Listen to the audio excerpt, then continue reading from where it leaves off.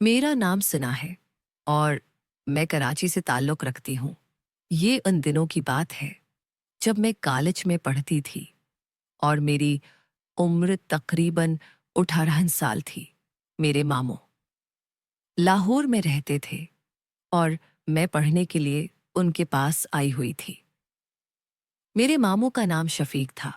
मेरी मामी इस दुनिया में नहीं रही थी। मेरे मामू वापडा में सरकारी मुलाजिम थे। उनकी एक ही साली थी। मेरे खालों के शौहर का इंतकाल हो गया था। मामू खालों की वफात के बाद खाला को घर ले आए थे खालों के घर वालों ने खाला को घर से निकाल दिया था, इसलिए मेरे मामू खाला का बहुत ख्याल रखते थे। मेरी खाला हमारे घर ही रहती थी। मेरे खाला का एक ही बेटा था जिसका नाम इकराम था, जो मेरी हम उम्र था। मेरी और मेरे खाला के बेटे की बहुत ज्यादा बनती थी। खाला भी मुझसे बहुत प्यार करती थी और जब भी मेरे घर आती थी मेरे लिए बहुत सारे तहफे लेकर आती थी। मेरे खाला के बेटे का नाम इकराम था और इकराम भी मेरी तरफ ज्यादा अट्रैक्टिव हो रहा था। इकराम एक खूबसूरत और हसीन लड़का था, लेकिन इकराम की ज्यादा उम्र नहीं थी। वो बातें बड़ों वाली करता था और उसकी हर बात से ऐसे लगता था कि वो मुझे इस्तेमाल करना चाहता हो, वो मेरे साथ सुकून हासिल करना चाहता हो। उसकी अक्सर बातें मुझे समझ नहीं आती थी, लेकिन मैं बहुत ज्यादा परेशान थी कि वो आखिर क्या करना चाहता है। मैं उसे कम उम्र समझती थी, लेकिन वो कुछ और सोच रहा था। वो मेरे बारे में तरह तरह की बातें सोच रहा था, लेकिन मैं ऐसा कुछ नहीं करना चाहती थी। अब तो खाला और इसका बेटा दोनों उस घर के मंबर बन गए थे। जैसे जैसे दिन गुजरते जा रहे थे, इकराम मेरे साथ बहुत ज्यादा अटैच हो गया था। अब वो हर वक्त मेरे कमरे में रहने लगा था और हम दोनों मिलकर खेलते और सबक याद करते थे। घर वाले भी हम पर बिल्कुल शक नहीं करते थे, क्योंकि हम दोनों कजन थे। कोई भी हमारी तरफ ऐसी निगाह से नहीं देखता था और इकराम इस बात का बहुत फायदा उठाने की कोशिश करता। इकराम को जब भी मौका मिलता वो मेरे साथ अजीब सी बातें करने लग जाता। पहले तो मैं इकराम की बातों पर गुस्सा करती थी, लेकिन जैसे जैसे दिन गुजरते गए, पता नहीं क्यों मुझे इकराम की बातें अच्छी लगने लगे। मेरा खुद दिल करता था कि इकराम के साथ मजे करूं। इकराम की बातें करने से मुझे बहुत अच्छा लगता था। इकराम के साथ मैं भी बड़ाई की तरफ जा रही थी, लेकिन मुझे इस बात पर यकीन था कि इकराम कभी भी मुझे किसी के सामने रसवा नहीं करेगा। फिर एक दिन इकराम मुझसे कहने लगा कि मैं तुमसे ताल्लुक बनाना चाहता हूं। मुझे इकराम की कुछ बातें समझ नहीं आई। मैंने इकराम से कहा कि ऐसा कौन सा ताल्लुक बनाना चाहते हो, हम तो कजन पहले से ही हैं। इकराम मुझसे कहने लगा, नहीं, मैं इस ताल्लुक की बात नहीं कर रहा। मैं बच्ची भी नहीं थी। मुझे इकराम की सारी बातें समझ आ रही थी, क्योंकि मेरा भी दिल करता था कि इकराम मेरे साथ कुछ करे। इकराम मुझसे 1 साल छोटा था, लेकिन उसकी बातें बड़ों वाली थी। ऐसा लगता था कि इकराम पहले से ही इस काम में एक्सपर्ट हो। मैं पहले से भी बहुत ज्यादा खूबसूरत लग रही थी। इकराम भी मेरे हसन पर फदा हो रहा था। वो हर वक्त मुझे हासिल करने की जिद करता। जब भी मुझे देखता तो देखता ही रह जाता।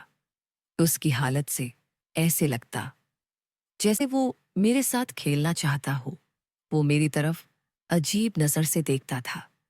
इकराम की नीयत कुछ ठीक नहीं थी और मुझे इस बात का डर डर था कि अगर खाला और मामू को पता चल गया तो मेरा क्या हाल होगा। वैसे भी इकराम 1 साल छोटा है। मैं उसे समझाऊं ये काम ठीक नहीं है। एक दो मर्तबा मैंने इकराम को प्यार से समझाने की बहुत कोशिश की, लेकिन वो अपनी जिद पर था कि मैं तुम्हें हर कीमत पर हासिल करके रहूंगा। पहले तो मुझे ऐसा लगा कि इकराम मुझसे मोहब्बत करता है, लेकिन वो मोहब्बत नहीं, कुछ और करना चाहता है। और मुझे ये बात समझ आ चुकी थी। मोहब्बत करने वाले ऐसे नहीं होते, इकराम कहने लगा।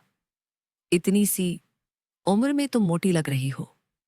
इकराम की बात मुझे समझ आ गई थी कि वो क्या कहना चाहता है। एक दिन मेरे मामू और खाला शादी में चले गए। हम दोनों घर पर अकेले थे। इकराम को जब पता चला कि घर पर कोई नहीं है तो वो मेरे कमरे में आ गया। इस वक्त में बेड पर बैठकर टीवी देख रही थी। इकराम कमरे में आया और मुझसे कहने लगा कि आओ आज मिलकर कुछ देखते हैं। वो अपना मोबाइल भी साथ लेकर आया। मैंने इकराम की बात मान ली और हम दोनों फिल्म देखने लगी। उसकी नज़र मोबाइल पर नहीं बल्कि मुझ पर थी। वो मुझे देखकर हंस रहा था।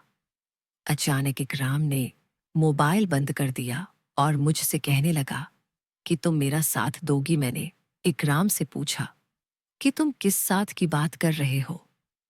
तुम ये बात किसी को ना बताना। मैंने इकराम से कहा, पहले मुझे बात बताओ, बस तुम वादा करो कि किसी को नहीं बताओगी। इस रोज मैंने कहा कि मैं हूं, किसी को नहीं बताऊंगी। मैंने हामी भर ली कि ठीक है, मैं ये बात किसी को नहीं बताऊंगी। इकराम ने मेरा हाथ पकड़ा और कहने लगा, मैं तुम्हारी चलिया देखना चाहता हूं। मैंने इकराम से कहा कि मेरे पास कोई चलिया नहीं है, तो वो मुझे देखकर हंसने लगा। क्या तुम अपनी चलिया मुझे दे सकती हो? मैं समझ गई थी कि इकराम किस चलिया की बात कर रहा है। फिर मैंने अपनी चलिया उसके हवाले कर दी। इकराम उसे है पाकर बहुत खुश हुआ और वो इतनी अच्छी तरह से सब कुछ कर रहा था कि मुझे ऐसे लग रहा था वो पहले ये सब कुछ कर चुका हो। मुझे बस यही डर था कि मामू और खाला वापस घर ना आ जाएं। इकराम ने मुझे बातों पर लगा लिया। अब मेरा भी दिल रोज करता था कि इनसे यही सब कुछ करवाती रो। खैर इकराम और मैं हम दोनों खुश थे। इकराम भी मेरी चलिया के साथ रोज खेलता था। इकराम हर तरफ से मजबूत और ताकतवर था। ऊपर नीचे दाएं बाएं सब जगह से फट था। मैं और इकराम एक दूसरे के साथ बहुत खेलते थे।